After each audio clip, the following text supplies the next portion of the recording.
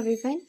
तो चलिए जानते हैं आखिर डेमोक्रेसी है क्या और डेमोक्रेसी के फीचर्स क्या क्या है। क्वेश्चन तो बहुत हैं पर उनका आंसर निकालना भी आसान है। हमारे पास बहुत सारे क्वेश्चन हैं डेमोक्रेसी के रिगार्डिंग। तो सबसे पहला क्वेश्चन तो हमारा डेमोक्रेसी खुद ही है कि डेमोक्रेसी है आखिर है क्या, वो दूसरे फॉर्म ऑफ गवर्नमेंट से अलग क्यों है और उसके फीचर्स क्या क्या है। क्वेश्चन बहुत है, इसका आंसर निकालते हैं। चलो, तो हमने पहले से ही जाना हुआ है और हमें पहले से ही पढ़ा है कि democracy is a form of government in which rulers are elected by the people. Democracy हमारे गवर्नमेंट का वो फॉर्म है जिसमें रूलर पीपल के थ्रू इलेक्ट होते हैं। बट ये तो हमने बहुत छोटे छोटे क्लासेस से पढ़ते आ रहे हैं। अब थोड़ा बड़ा करते हैं, थोड़ा बड़ा जानते हैं, क्योंकि हमारी थिंकिंग कैपेसिटी भी बड़ी हो रही है तो कुछ तो जानना है। सो हमारा दूसरा डेफिनेशन ये होगा कि democracy is a system of government in which laws, policies, leadership and major undertakings of a state or other polity are directly or indirectly decided by the people. दोनों डेफिनेशन का मतलब एक ही है, मीनिंग भी same ही है कि rulers people के through elect होंगे, बस इसमें थोड़ा सा डेफिनेशन बड़ा है, अलग है। तो ये है हमारा डेमोक्रेसी। अब हमारा डेमोक्रेसी दूसरे फॉर्म ऑफ गवर्नमेंट से अलग क्यों है, इसको जानते हैं। तो इसका बहुत सिंपल सा आंसर ये है कि डेमोक्रेसी हमारा दूसरे फॉर्म ऑफ गवर्नमेंट से इसलिए अलग है क्योंकि इसमें रूलर्स पीपल के थ्रू इलेक्ट होते हैं। हम अपने रिप्रेजेंटेटिव्स खुद इलेक्ट करते हैं, ना कि मोनार्कियल सिस्टम की तरह हमारे रूलर्स हैं कि वो खुद डिक्टेट करेंगे, खुद की फैमिली उनकी दूसरी रूलर होगी। ऐसा डेमोक्रेसी में बिल्कुल नहीं है। इसलिए डेमोक्रेसी दूसरे फॉर्म ऑफ गवर्नमेंट से बहुत ही अलग है।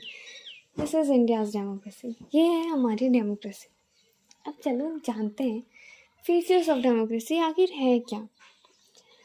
तो डेमोक्रेसी में वैसे तो बहुत सारे फीचर्स हैं, पढ़ने भी बहुत सारे फीचर्स हैं, पर चलो अभी इनमें से कुछ फीचर्स के बारे में जानते हैं।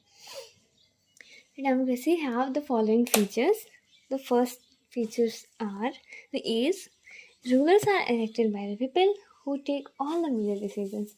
जो रूलर्स पीपल ने सेलेक्ट किए हैं, इलेक्ट किए हैं, वो हमारे सारे डिसीजंस लेंगे।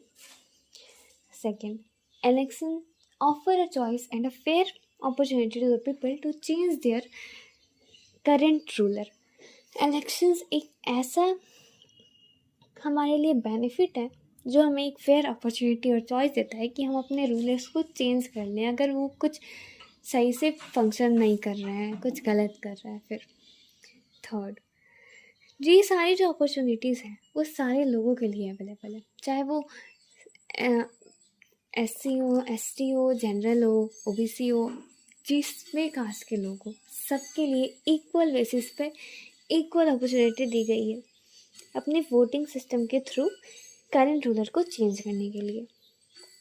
नेक्स्ट है, ये डेमोक्रेसी हमारा ऐसा फॉर्म ऑफ गवर्नमेंट है ना जिसमें जो इलेक्टेड लीडर्स हैं उन्हें कुछ फंक्शंस करने होंगे अपने सोसाइटी, अपने पीपल, अपने एरिया को डेवलपमेंट करने के लिए, उनके वेलफेयर के लिए, और जो सिटीजन के कुछ राइट्स हैं उनका रिस्पेक्ट करने के लिए।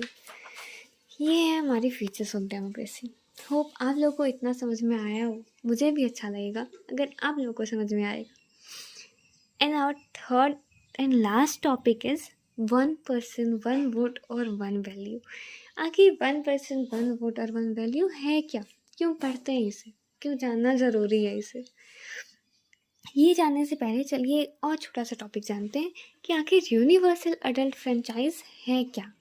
So universal adult franchise is a democratic principle that gives all adult citizens the right to vote in election without discrimination। हमारा UAF ये बोलता है कि सारे पर्सन के पास राइट टू वोटिंग का अधिकार है बिना किसी डिस्क्रिमिनेशन के। जो 18+ के पीपल हैं वो वोटिंग कर सकते हैं। तो इस टॉपिक में हमें इसकी चर्चा इसलिए करनी पड़ी क्योंकि सबसे पहले इसे मानने के लिए पूरा कंट्री रेडी हो गया था। सारा कंट्री यूनिवर्सल अडल्ट फ्रेंचाइज को एक्सेप्ट कर लिया था, पर बहुत सारी जगह पे फिर भी बहुत सारी कंट्रीज़ ने इस इक्वल राइट टू वोट को डिनाई कर दिया। जिसमें से सबसे पहला एग्जांपल सऊदी अरेबिया का है, जो टिल 2015 तक 2015 तक वीमेन को कोई भी राइट नहीं दिया था वोटिंग के लिए। वीमेंस को वोटिंग करने का कोई सवाल ही नहीं उठता था उस कंट्री में टिल 2015।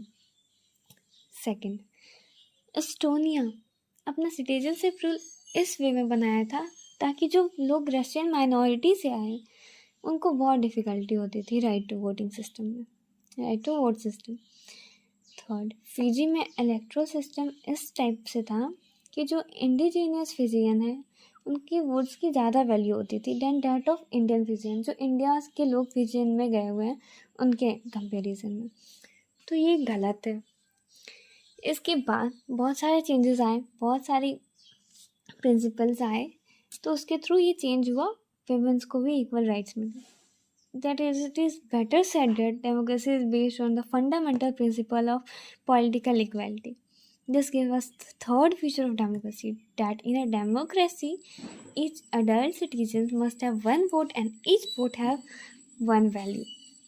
इसलिए अच्छा है ना कि डेमोक्रेसी में जो अडल्ट सिटीजन्स हैं वो अगर वोट देते हैं, अपने वोट पॉल करते हैं, उनके वोट की भी इक्वल वैल्यू हो, जैसे माइनॉरिटी और मेजॉरिटी ना हो, उन सब की सारे सिटीजन्स की बिना डिस्क्रिमिनेशन की वन वोट वन वैल्यू हो, जिसमें कोई डिस्क्रिमिनेशन नहीं होगा, एंड तभी तो हमारी कंट्री डेमोक्रेटिक आएगा।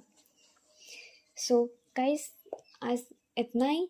इसके बाद हम पढ़ते हैं नेक्स्ट वीडियो में वाई डेमोक्रेसी। हमने व्हाट इज़ डेमोक्रेसी पढ़ लिया, अब वाई डेमोक्रेसी पढ़ेंगे। तब तक के लिए take care, bye bye, thank you.